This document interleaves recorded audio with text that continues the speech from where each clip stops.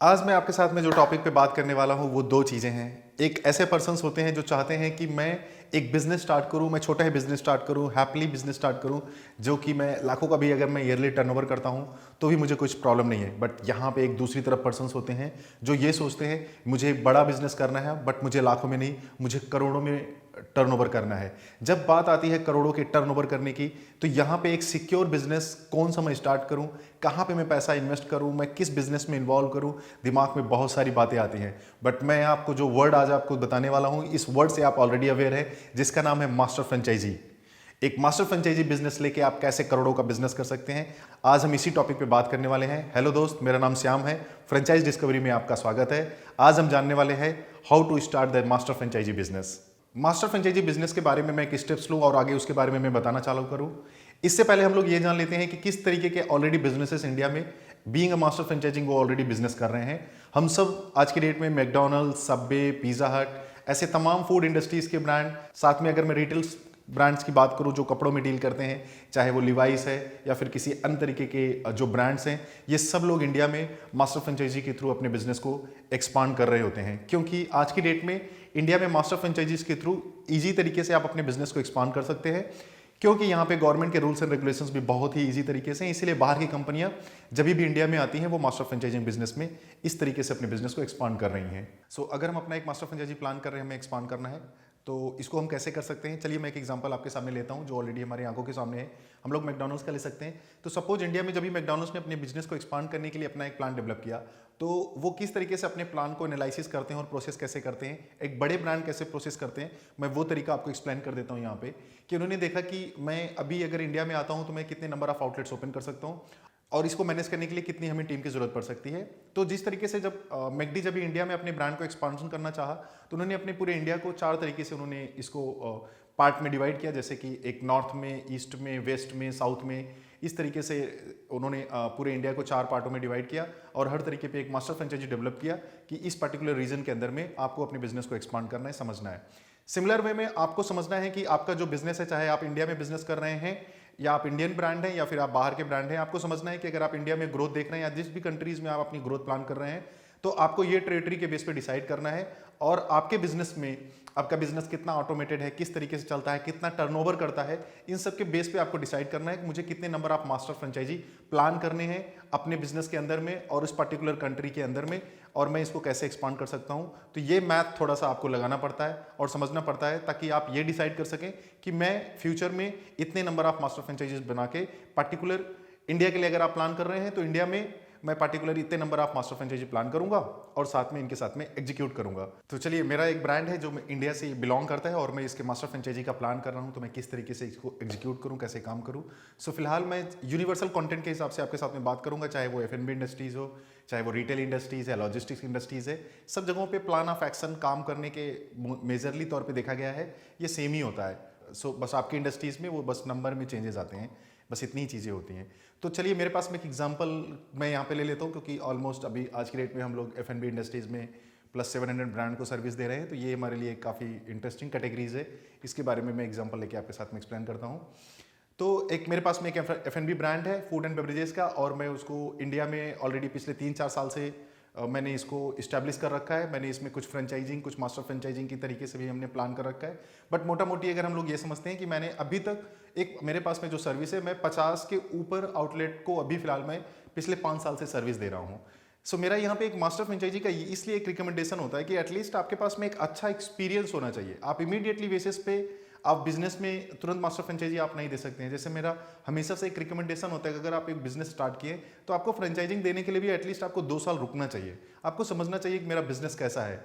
तो जब आप एक बार फ्रेंचाइजिंग देते हैं, वहाँ पे अपने जिस शहर में होते हैं वहाँ पे आप फ्रेंचाइजिंग देते हैं, तो वहाँ पे आपको लगता है कि फ्रेंचाइजिंग बिजनेस कैसे होता है, उसके बारे में आप थोड़ा समझते हैं। फिर आपको समझ में आता है कि मुझे मेरे बिजनेस को दूसरे शहर में लेके जाना है, तो मैं इसको एज अ मास्टर फ्रेंचाइजी लेके जाता हूँ, क्योंकि अब आपके पास में एक बहुत ही ब्यूटीफुल एक्सपीरियंस हो गया है और एक मास्टर फ्रेंचाइजी ब्रांड कैसे ड्राइव होता है, तो आपके पास में ये भी एक आइडिया बन गया है। बट साथ में आप एक फाइनेंशियल एक्सपर्ट्स को आप बैठाते हैं, जिसको आप अपने पूरे डेटा के बारे में बताते हैं, जो डेटा को पूरा ऑर्गेनाइज तरीके से समझने के बाद में एक प्लान डेवलप करके आपको देता है कि नेक्स्ट 5 ईयर्स में इस तरीके के मास्टर फ्रेंचाइजीज प्लान हमारे होने चाहिए, कि मैं पर्टिकुलर स्टेट से रिलेवेंट फ्रेंचाइजी दूंगा, या फिर मैं मैकडी की तरह मैं भी अपने ब्रांड को नॉर्थ, ईस्ट, वेस्ट, साउथ में मैं इसको डिवाइड करके केवल 4 ही मास्टर फ्रेंचाइज दूंगा, या मैं एवरी स्टेट में मास्टर फ्रेंचाइज दूंगा, या फिर मैं पर्टिकुलर सिटीज को लेके फ्रेंचाइजिंग देना चालू करूंगा, या फिर मैं एक मास्टर फ्रेंचाइजी को 4 से 5 सिटीज दूंगा। जो आपके फाइनेंशियल एक्सपर्ट्स हैं, जिन्होंने आपके बिजनेस को समझा है, वो आपको इस चीज को अच्छी तरीके से एक्सप्लेन करने वाले हैं। तो ये एक्सपर्टीज लेके आप अपना एक प्लान डेवलप करते हैं, उसके बाद में आप इसको प्रोसेस करते हैं। अभी तक आपने सारा प्लान रेडी कर दिया है, फाइनेंशियल्स ने आपको पूरा डेटा समझा दिया है। अब डेटा के बेस पे अब आपकी मार्केटिंग डिपार्टमेंट, आपकी सेल्स टीम को आपने डेटा कन्वे कर दिया है कि भाई अब मुझे इस पर्टिकुलर शहर में ये वे में हम लोग अपने बिजनेस को एक्सपांड कर रहे हैं। और हमारे जैसे एग्रीगेटर प्लेटफॉर्म को भी आपने इन्फॉर्म कर दिया है कि भाई मुझे इस तरीके के इन्वेस्टर्स की इंक्वायरीज चाहिए, यहाँ पर्टिकुलर शहर से हमें इंक्वायरी चाहिए, हम अपने बिजनेस को एक्सपांड करना चाहते हैं। इसके बाद में आपका नेक्स्ट स्टेप्स आता है कि आपके पास में जो प्लान आपने डेवलप किया है, जो आपके साथ में मास्टर फ्रेंचाइजी जुड़ रहा है, एक्चुअली वो आपकी कंपनी में एक इन्वेस्टर्स के तौर पे अगर आप उसको जोड़ रहे हैं तो सबसे बहुत बड़ा आप रॉन्ग मिस्टेक कर रहे हैं।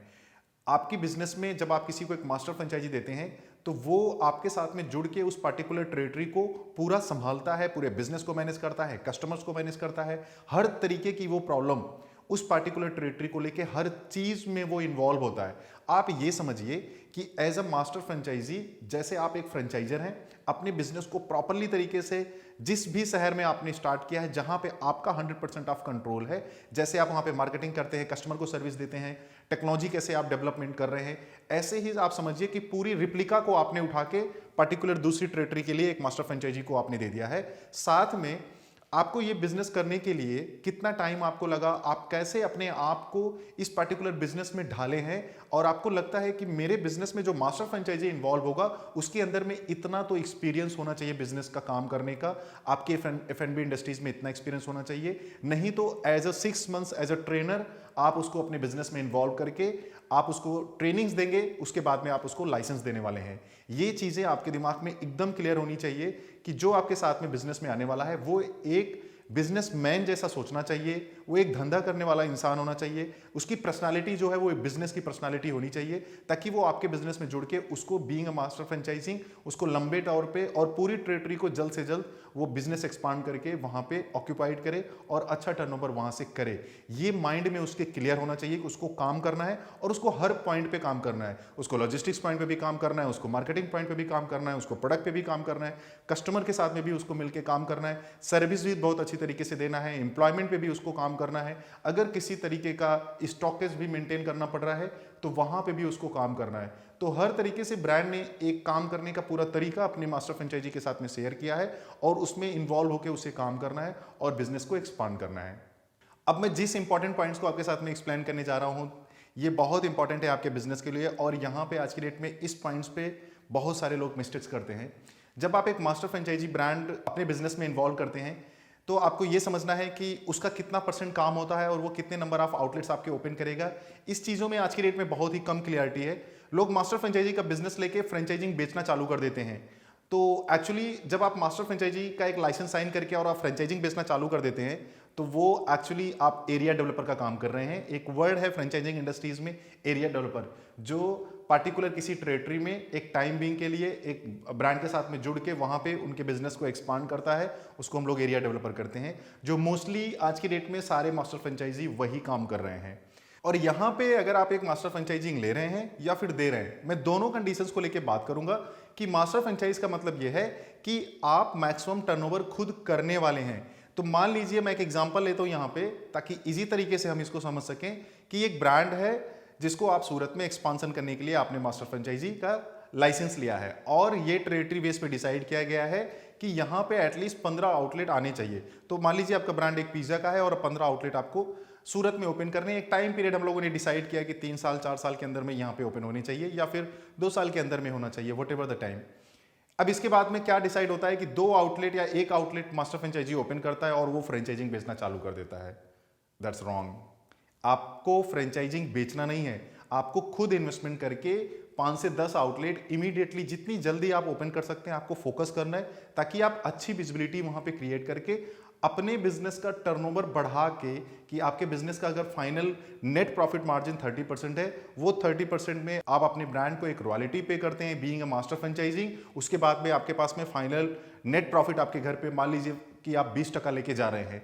वो जो 20% आप लोग लेके जाते हैं ना, बीइंग अ मास्टर फ्रेंचाइजिंग, वो आपका बिजनेस है। फ्रेंचाइजिंग बेचना आपका बिजनेस नहीं है। तो ये मिस्टेक्स आप बिल्कुल मत कीजिए। आप मास्टर फ्रेंचाइजी ले रहे तो आपको वहां पे इन्वेस्टमेंट करना है, मेहनत करनी है, और आपका बिजनेस का जो टर्नओवर है वो करोड़ों में करना है।